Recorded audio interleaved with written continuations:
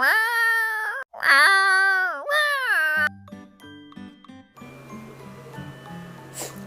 นี้เท่าจันกินยัง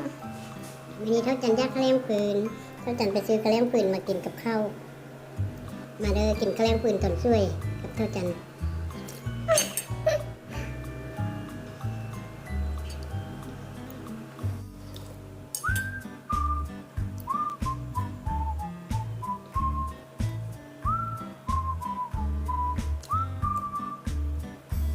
แม่ใส่ข้าวโขบอ่ะอันนี้ข้าวโขบนี่ก็เป็นแจ่วนี้บ่เผ็ดปานใดเพราะว่าอันนี้ก็กินไปแล้วถ้วยหนึ่ง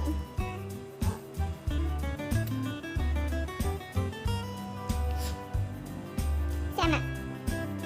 แต่ว่าต้องมาเส้นข้าวปุ้นแล้วก็ข้าวแลม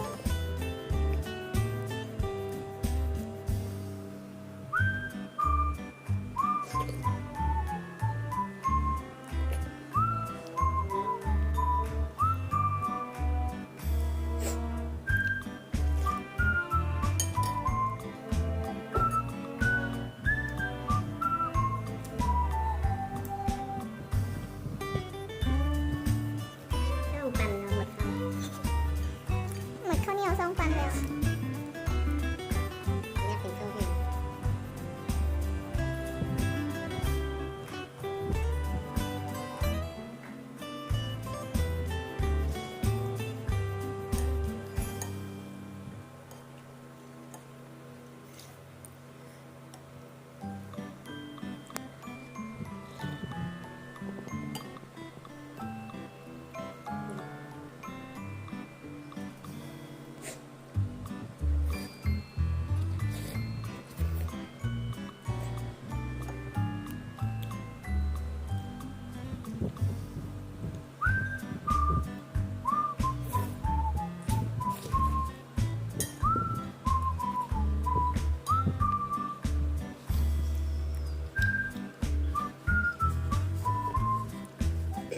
ที่หมดแล้ว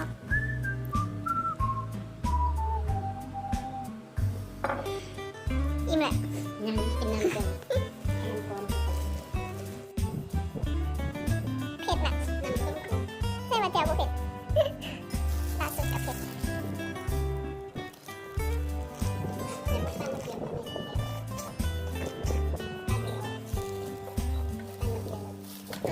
ป้าใส่จานไว้เนาะเหมือนส้มนะบางวันกันมะเขียวมีน้ำเขียวส้มๆหวานๆทานให้เราจันกินแกงง่วงนอนถ้าตื่นมากินกับแกงง่วงเ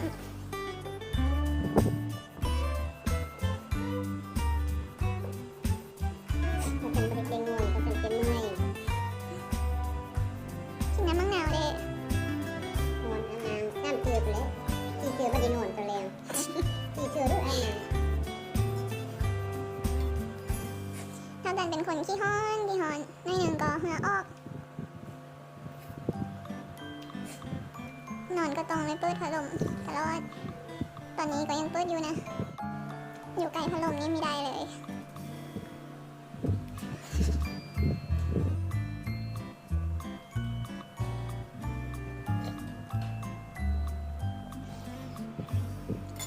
ไม่ได้ให้เราจันกินตำให้มันหมดเด้อตำให้มันหมดเด้อหมดละหมดเซฟไล่แต่มันเผ็ดหมดเข้า2 ปันเซฟไล่เนาะมีแห้งแล้ว